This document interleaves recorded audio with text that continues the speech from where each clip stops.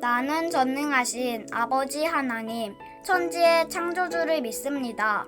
나는 그의 유일하신 아들, 우리 주 예수 그리스도를 믿습니다. 그는 성령으로 잉태되어 동정녀 마리아에게서 나시고 본디오 빌라도에게 고난을 받아 십자가에 못 박혀 죽으시고 장사된 지 사흘 만에 죽은 자 가운데서 다시 살아나셨으며 하늘에 오르시어 전능하신 아버지 하나님 우편에 앉아 계시다가 거기로부터 살아있는 자와 죽은 자를 심판하러 오십니다. 나는 성령을 믿으며 거룩한 공교회와 성도의 교제와 죄를 용서받는 것과 몸의 부활과 영생을 믿습니다. 아멘.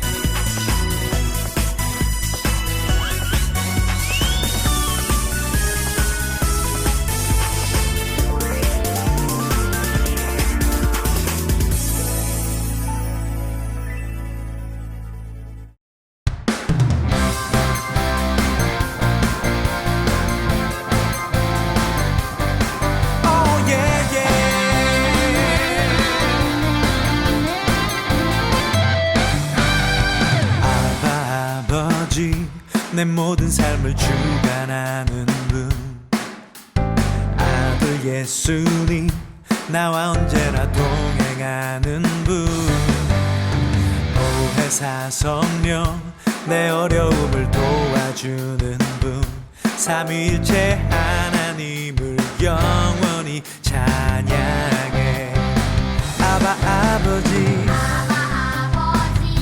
내 모든 삶을 주관하는 예수님 나와 언제나 동행하는 분 보혜사 성령 내 어려움을 도와주는 분 삼위일체 하나님을 영원히 찬양해 My mighty God 빛나는 주의 영광 찬양해 My mighty God 승리의 함성 주께 외치세 yeah! 전능하신 주께 영광 신실하신 주께 영광 모든 이름보다 뛰어나신 주의 이름 아버지 내 모든 삶을 주관하는 분 아들 예수님 나와 언제나 동행하는 분 보혜사 성령 내 어려움을 도와주는 분 삼위일체 하나님을 영원히 찬양해 My mighty God 빛나는 주의 영광 찬양해 My mighty God 승리의 함성 주께 외치세 전능하신 주께 영광 신실하신 주께 영광 모든 이름보다 뛰어나신 주의 이름 전능하신 주께 영광 신실하신 주께 영광 모든 이름보다 뛰어나신 주의 이름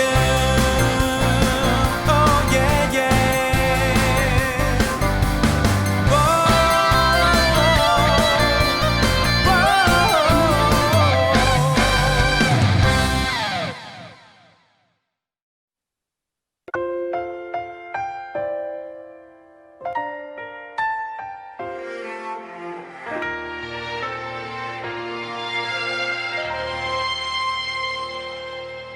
나는 하나님을 예배하는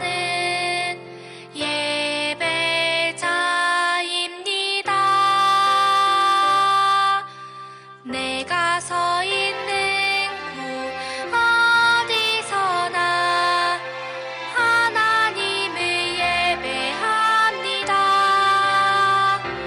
내 영혼 거룩한 은혜를 향하여 내 마음 완전한 하나님 향하여 이곳에서 바로 이 시간 하나님을 예배합니다.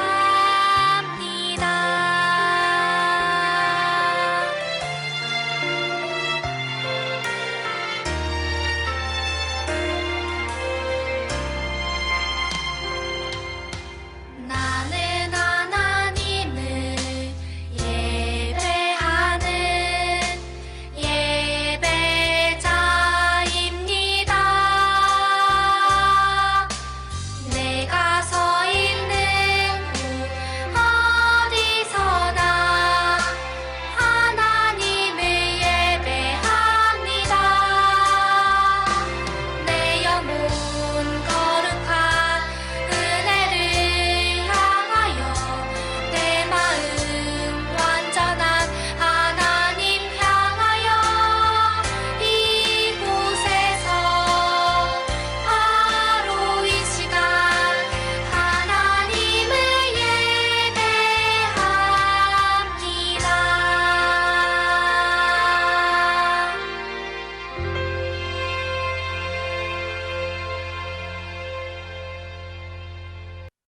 함께 기도해요.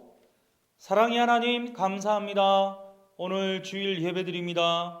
신령과 진정으로 드리는 예배 받으시고 하나님이 영으로 임하여 주시고 영광 받아 주시옵소서. 찬양하고 기도할 때에 우리의 기도와 찬양에 반응하여 주시고 하나님 말씀할 때 아멘으로 반응하는 우리 모두 되게 하여 주옵소서. 예수님의 이름으로 기도드립니다. 아멘.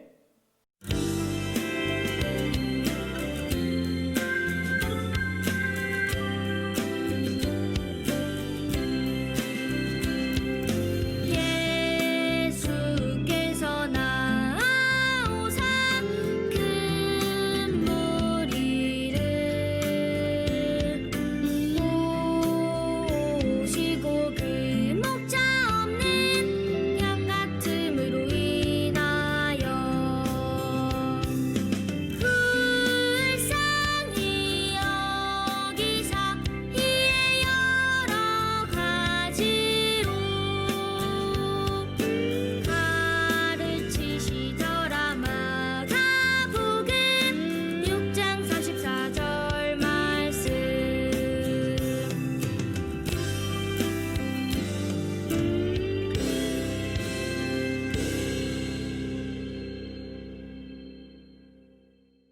하나님의 말씀은 마가복음 6장 34절 말씀입니다. 마가복음 6장 34절 말씀입니다. 예수께서 나오사 큰 무리를 보시고 그 목자 없는 양 같음으로 인하여 불쌍히 여기사 이에 여러 가지로 가르치시더라. 아멘.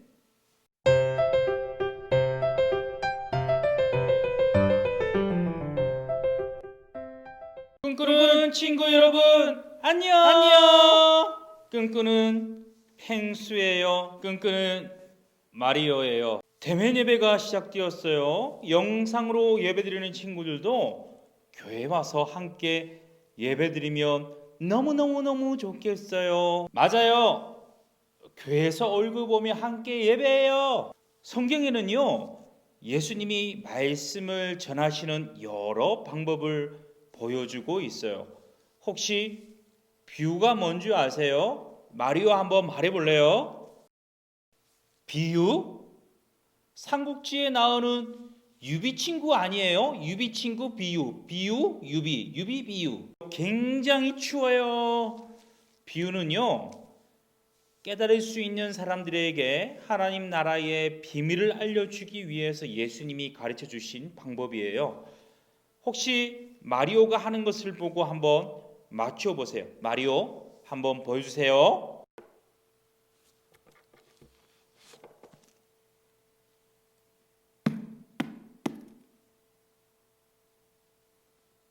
지금 꿈꾸는 마리오가 한 행동이 뭘까요? 예, 맞아요.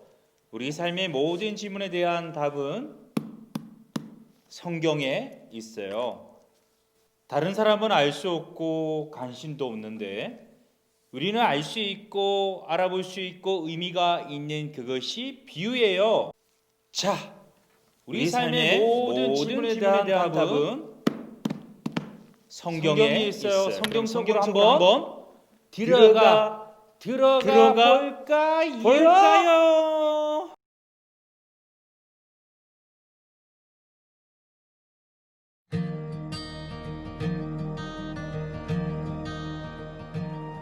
예수님은 여러 마을과 도시를 여행하셨어요. 그리고 가시는 곳마다 하나님 나라에 관한 좋은 소식을 전하셨어요. 수많은 사람이 예수님의 가르침을 들으려고 찾아왔어요. 어느 날 예수님이 호숫가에 앉아 계실 때 많은 사람이 모여들었어요. 예수님은 배를 타고 호수에 나가 배 안에 앉아 가르치셨어요. 사람들은 호숫가에 서서 말씀을 들었죠. 예수님이 말씀하셨어요. 한 농부가 씨를 뿌렸다. 어떤 씨는 길가에 떨어졌는데 곧 새들이 와서 주워 먹어버렸다. 다른 씨는 흙이 많지 않은 돌밭에 떨어졌다. 그 씨는 싹이 빨리 났지만 흙이 얕아서 뿌리를 내리지 못했고 해가 뜨자 곧 말라 죽어버렸다. 또 어떤 씨는 가시덤불 위에 떨어졌다. 가시는 자라서 씨앗이 자라는 것을 방해했다. 하지만 어떤 씨는 좋은 땅에 떨어졌다. 그 씨는 자라서 원래 심은 것보다 많은 열매를 맺었다. 예수님은 제자들에게 이 비유의 뜻을 설명해 주셨어요. 예수님이 말씀하셨어요. 하나님 나라에 관한 말씀을 들어도 깨닫지 못하면 악한 자가 와서 그들의 마음에 뿌려진 것을 가져가 버린다. 그런 사람들은 길가에 떨어진 씨와 같다. 어떤 사람들은 하나님 나라에 관한 말씀을 듣고 기쁘게 받아들인다. 그러나 어려움이 닥치면 쉽게 포기한다. 그런 사람들은 돌밭에 떨어진 씨와 같다. 어떤 사람들은 말씀을 듣지만 세상 걱정이 너무 많거나 돈을 너무 사랑한다. 그래서 열매 맺지 못한다. 그런 사람들은 가시덤불에 떨어진 씨와 같다. 하지만 어떤 사람들은 하나님 나라에 관한 말씀을 듣고 깨닫는다. 그들은 말씀을 받아들이고 말씀이 그들의 삶 속에 자란다. 이런 사람들은 좋은 땅에 떨어진 씨와 같다. 이런 씨는 심은 것보다 많은 열매를 맺는다. 예수님도 이야기 속의 농부처럼 하나님 나라에 관해 전하셨어요. 오늘날에는 예수님을 따르는 자들이 그 진리를 전해요. 누구든지 복음을 믿고 받아들이는 사람은 예수님을 점점 더 닮아가요.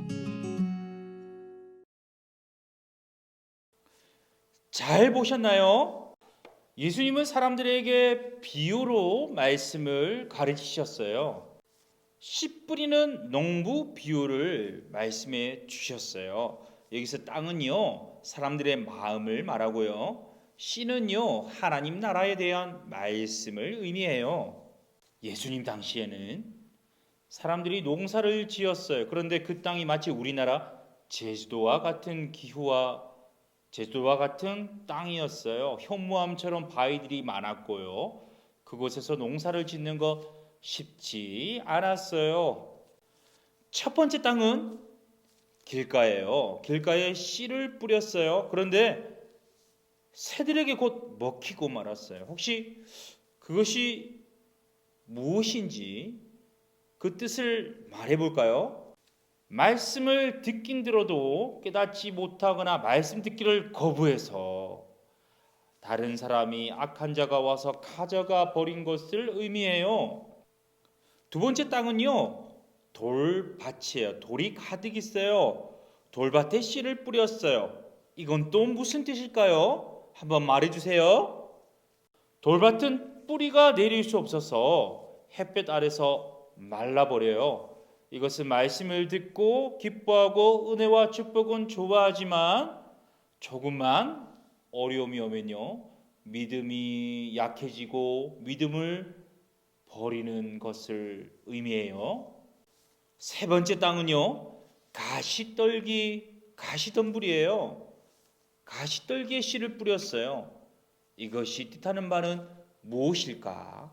말해주세요. 하나님의 말씀을 듣긴 듣지만 말씀보다 이 세상 일에 너무 정신이 팔려서 말씀이 자라날 겨를이 없어요. 세상 걱정이 너무 많거나 돈을 너무너무 사랑하는 거예요. 무엇을 먹을까? 무엇을 마실까? 무엇을 입을까의 문제만 구하는 것을 말해요. 마지막 네 번째는요, 좋은 땅이에요. 좋은 땅은 무엇을 의미할까요?